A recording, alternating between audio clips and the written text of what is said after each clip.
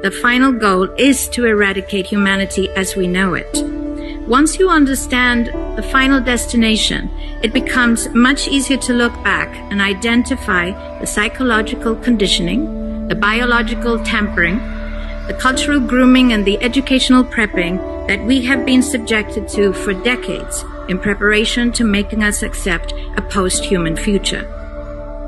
It takes a lot of physical and psychological abuse to get an intelligent species like ours to agree to its own extinction. Most, if not all, that has transcended in the last 60 years was designed to get us closer to accepting such a dystopian reality. Whether you care to accept it or not, we live in a hyper-controlled matrix where our perception of reality is meticulously planned, managed, and executed in order to control and steer us in whichever direction they wish. And the direction is a post-human world. For this, they first needed to destabilize, dehumanize, and demoralize humanity through every means possible.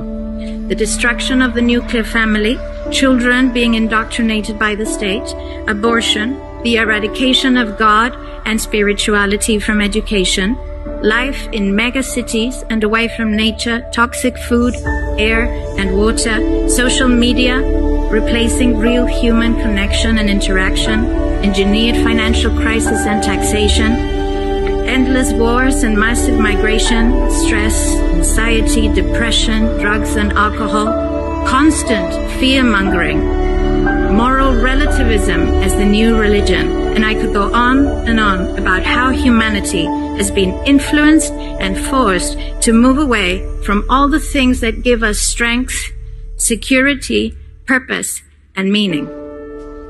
A weak, immoral, disconnected, ignorant, and unhealthy population is an easy target for the next stage, the creation of an entire generation of androgynous beings.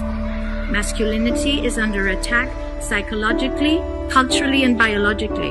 Women are being replaced in sports, entertainment, and politics by men pretending to be women. And children are being indoctrinated at school to think that gender is a choice. The transgender movement is not a grassroots movement. It comes from the top. It has nothing to do with people's freedom of expression, sexuality, or civil rights. It's an evil psyop with a clear agenda to get us closer to transhumanism by making us question the most fundamental notion of human identity, our gender.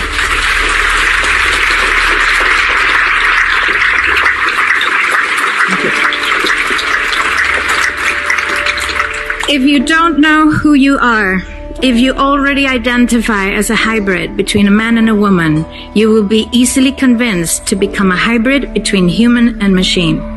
Gender ideology is the 2 + 2 = 5 from George Orwell's 1984 dystopian novel.